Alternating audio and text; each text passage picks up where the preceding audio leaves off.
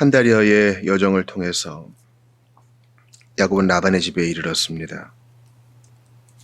오늘 본문을 보면은 야곱이 레아와 라헬을 아내로 맞는 것, 그리고 야곱에게 이제 아이들이 첫 아이죠. 아이들이 생기는 장면이 나옵니다. 약속의 땅에서 긴 여정을 거쳐서 이제 라반의 집,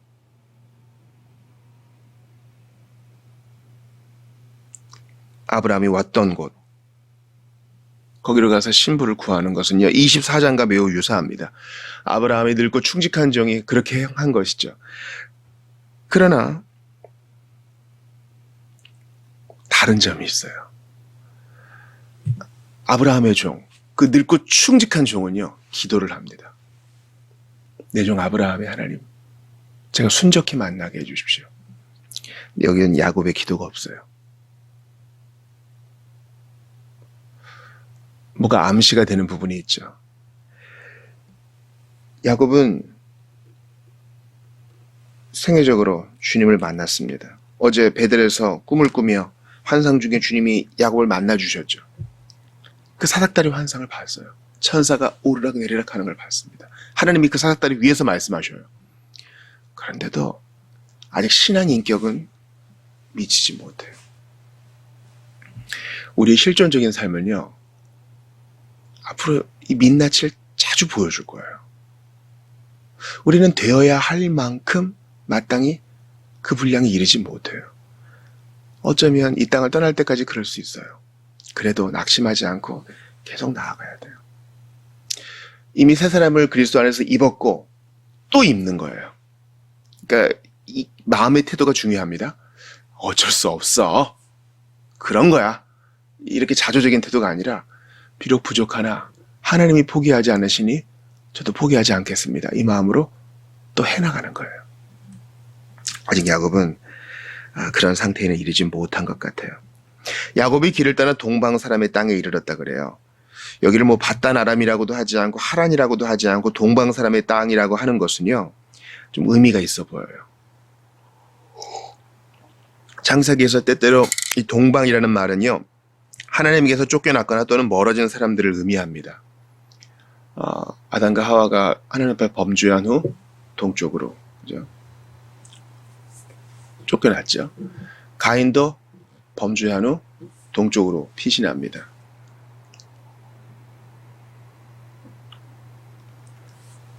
아브라함은 그들의 자손들을 동쪽으로 이주시키죠.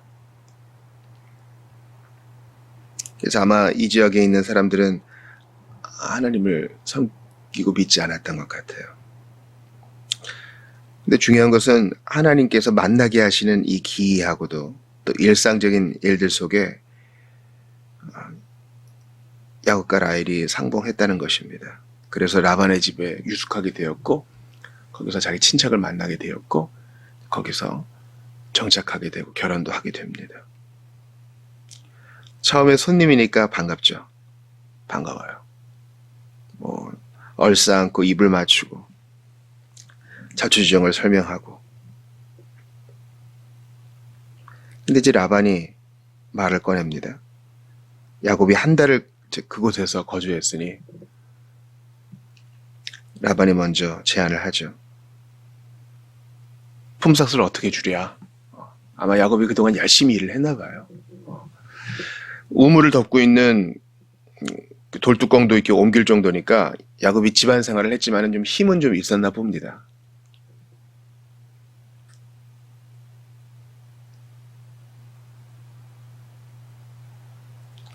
그때 이제 야곱이 결혼을 하길 원하는데 라헬과 하기를 원합니다. 라헬이 곱고 예뻤고 또 처음 우물에서 봤던 여인이기 때문이었는지 라헬을 요구하고, 그럼 라반이 이제 제안을 하죠. 오케이, 그렇게 하마. 이걸 가지고 여러분들 너무 인권이 없다 이렇게 생각하시면 안 되는 것이, 고대 사회에서는 이 결혼의 결정권이 가장에게 있었습니다. 뭐 라헬에게 의사도 물어보지 않고 어떻게 이렇게 결혼을 진행할 수 있느냐 하는데, 우리가 이 컨테스트는 그 당시 동방 사회를 좀 이해할 필요가 있어요. 라헬을 무시한 것이 아니요 당시의 사회의 관습이 이랬던 것입니다. 그래서 야곱이 7년을 봉사하겠으니 결혼하게 해주십시오. 야곱은 지금 무일푼이잖아요. 그래서 그럼 그게 좋겠다. 그래서 7년을 봉사하는데 20절 보세요. 야곱이 라헬을 위해 7년 동안 라반을 섬겼으나 그를 사랑하는 까닭에 7년을 며칠같이 여겼더라. 아멘. 저 이게 너무 좋아요. 사랑하면 7년도 며칠입니다. 왜냐면 소망이 있으니까. 이 7년 끝에 가면 내가 저 여인과 결혼할 수 있다는 소망이 있으니까 기쁨으로 힘든 일들을 견뎠을 거예요. 집안 생활이 익숙한 야곱이었지만 라반을 위해서 바깥 일도 기꺼이 하고 내리쬐는 햇살도 견뎌내고 밤의 추위도 이겨내고 종처럼 일을 했겠죠. 왜냐하면 사랑하는 라헬과 결혼할 수 있다는 소망 때문에. 그러니까 여러분 결국은 사랑이에요. 제가 오늘 새벽에 오면서 그 베드로의 고백을 흥얼거리며 왔거든요. 사랑하느냐, 사랑하느냐. 네가 나를 사랑하느냐. 주께서 저를 먼저 사랑하셨기에 제가 당신께 이 사랑을 돌려드릴 수밖에 없습니다. 송명희 시인의 나의 노래가 되시는 하나님을도 불렀어요. 나의 노래가 되시는 하나님을 내가 종일토록 찬양하면 그가 나를 사랑하시기 때문에, 그가 나를 사랑하시기 때문에. 내가 그를 먼저 사랑한 것 아니요. 나를 그가 먼저 사랑하시고 그의 사랑은 영원토록 변치 않아서 나를 사랑하시니 내가 가장 좋은 곳으로 그에게 드리고 싶어라. 사랑이에요. 이게 뭐 에로스의 사랑이니 뭐 이렇게 구분짓지 않아도 사랑하기 때문에 힘든 시간, 그 7년이 며칠처럼 여겨지는 거예요. 우리도 이렇게 되길 바랍니다. 하나님을 사랑하는 까닭에 이 땅에서의 70년, 80년 인생이 수일처럼 여겨지는 우리가 되기를 바라요. 예수님이 내게 부어주신 그 사랑 까닭에, 그래서 주님을 사랑할 수밖에 없는 까닭에 현재의 어려움과 고난도 며칠처럼 여겨질 수 있기를 바라요. 그 사랑 때문에 견뎌내고 그 사랑 때문에 인내하고 그 사랑 때문에 더 좋은 날을 고대하는 겁니다. 그렇게 7년이 찼습니다. 근데요, 라반이 야 이제 결혼하자 얘기하지 않아요. 애가 타는 야곱이 얘기합니다. 이제 7년 됐으니 결혼시켜주세요. 아마 야곱이 얘기 안 했으면 더 부려먹었을지도 몰라요. 라반은 야곱보다 한 수 위에요. 그보다 더 연배도 있으니까 같은 속이는 사람으로서 더 지혜가 있는 겁니다. 오늘 본문의 기조는 자신보다 훨씬 더 기만적인 삼촌 라반과 같이 살면서 하나님께서 야곱에게 부성적 징계로 교훈을 주세요. 여러분 7년의 이 무급봉사가 쉽지 않아요. 고생스러워요. 힘든 건 힘든 겁니다. 아픈 건 아픈 거예요. 7년을 술같이 여겼지만 왜 고생스러운 순간이 없었겠어요? 이 일을 통해 주님은 야곱이 한 일을 아마 반추하게 하셨을 거예요. 아, 내가 아버지에게 이랬고, 아, 내가 형에게 이랬구나. 하나님은 우리에게도 똑같은 방법을 쓰세요. 제가 주일에도 말씀드렸죠. 우리는 우리 자신의 공정하게 복부입니다. 내가 되게 괜찮은 사람인 줄 알아요. 언제까지? 나랑 비슷한 사람을 마주하게 될 때까지. 그런 지체든지 동료든지 사람이든지 지인인지 보면 왠지 부딪히는데 왜 부딪히는지 아세요? 나랑 비슷하기 때문에 부딪혀요. 성향이 다른 사람들은 서로 이렇게 융화할 수 있는데 같은 사안에 대해서 뾰족하게 날이 서 있는 사람은요 부딪혀요. 나랑 결이 같기 때문에 부딪힐 수도 있어요. 나보다 더 하기 때문에 거기서 내 모습을 봐요.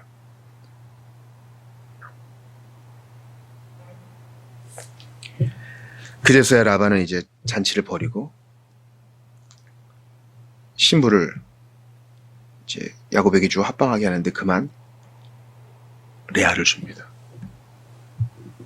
야, 이 레아와 라헬의 마음이 얼마나 찢어졌을까요? 본문에는 기록되어 있지 않지만 라헬도 기다리고 있었을 거 아니에요. 또 레아는 상실감이 있었을 거 아니에요.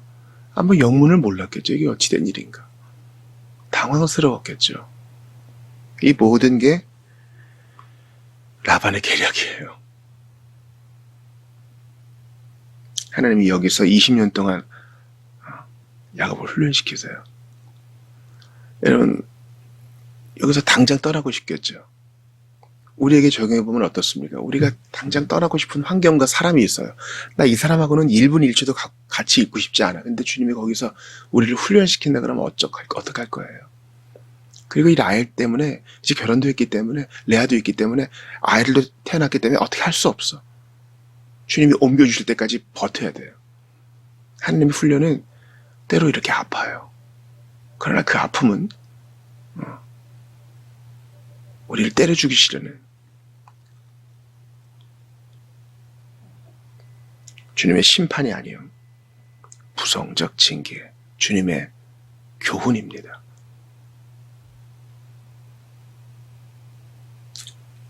야곱이 깨닫습니다. 아마 뭐 레아가 너울을 썼든지 술김이었는지 그날 밤은 못 알아봤어요.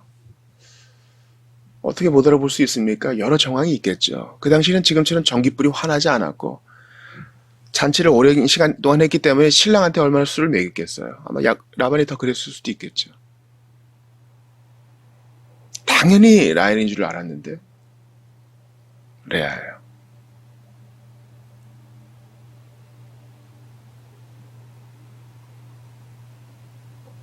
야곱이 라반에게 따져 묻습니다. 그러니까 이제 라반이 뭐라 그래요? 우리 지방에서는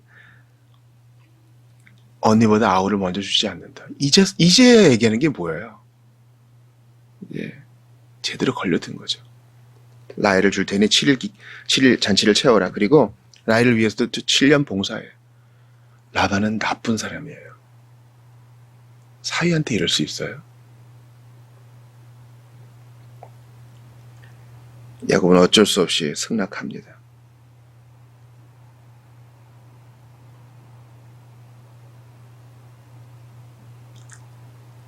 이삭은 에서를 편애하고 리브가는 야곱을 편애한 것이 또 여기서 반복돼요. 즉 야곱은 레아를 사랑하지 않아요. 라헬을 더 사랑합니다.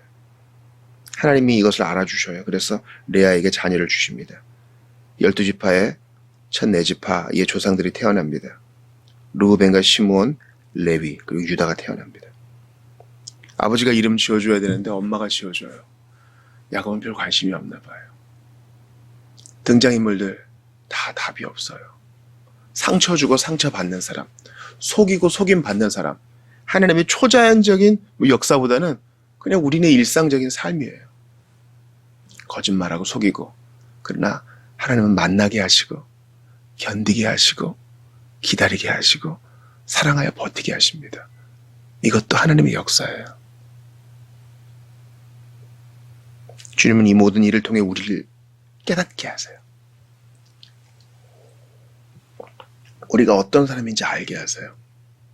여러분 결혼하고 나서 이렇게 얘기하시는 분들을 봤을 거예요. 내가 결혼 전에는 이런 사람이 아니었는데 하필 이 사람을 만나서 내가 이렇게 됐다. 근데 아닐 수도 있어요. 내 본래 모습이 그런데 결혼을 통해 드러나고 알게 되었을 수도 있다고요. 우리는 관계를 통해서야 비로소 알게 돼요. 내가 어떤 사람인지를. 우리 민낯을 보게 되는 거예요.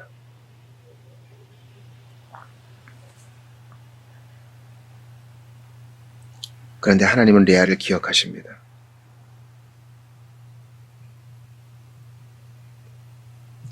그녀의 태를 열어주세요.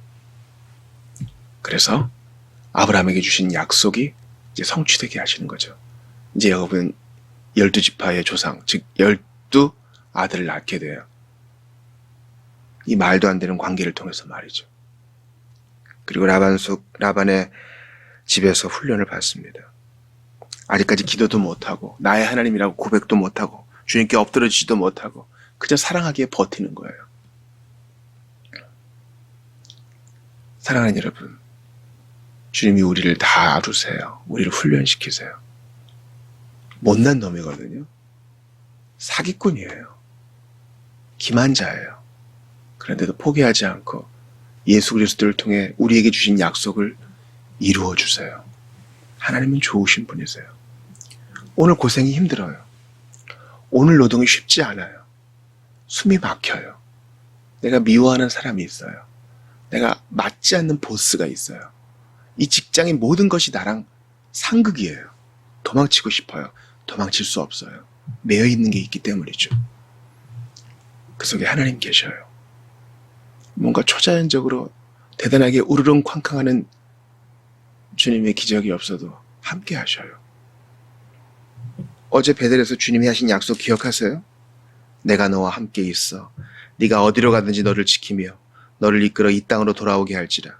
내가 내게 허락한 것을 다 이루기까지 너를 떠나지 아니하리라. 아멘. 이러한 약속은 아주 흐뭇하고 매력적이고 순풍만 부는 하루를 통해 이루어지지 않아요. 기다림과 고통과 고뇌 그리고 자기 반성과 깨달음을 통해서 옵니다. 마침내 야곱은 거부가 되어서 약속의 땅으로 돌아오게 되지요. 그러니 오늘 힘든 것 때문에 하나님을 의심하지 마세요. 오늘 내가 속은 것 때문에 하나님께 올릴 찬송을 막지 마세요. 답답한 일 때문에 하나님의 약속을 의심하지 마세요. 예수님의 십자가에서의 기도는요, 응답받지 못했어요. 나의 하나님, 어찌하여 나를 버리셨나이까. 성부는 묵묵부답이에요. 그러나 그 기도는 응답된 거예요. 일견 하나님이 침묵하시는 것 같아 보여도 왕성히 일하시니 조금 더 의심하지 말고 앞으로 나아가는 여러분 되시기를 주의 이름으로 축원합니다. 야곱은 기도하지 않아요. 그러나 우리는 그리스도 안에서 기도할 수 있습니다. 그러니 주님이 넉넉한 힘을 주실 것입니다. 버틸 힘을 주실 것입니다. 소망이 넘치게 하실 것입니다. 주님을 사랑하여 이 고통의 시간이 며칠처럼 느껴지게 하실 것입니다. 이러한 능력과 소망 주시는 주님을 바라보는 여러분 되시기를 주의 이름으로 축원합니다.